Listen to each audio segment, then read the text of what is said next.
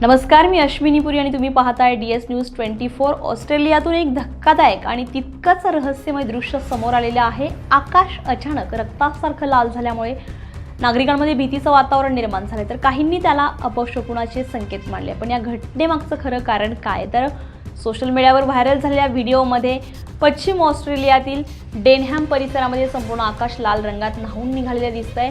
या अचानक बदलामुळे स्थानिक नागरिकांमध्ये भीती आणि संभ्रमाचं वातावरण निर्माण झालंय। मात्र हवामान तज्ज्ञांनी या घटनेमागचं कारण स्पष्ट केलं नाही।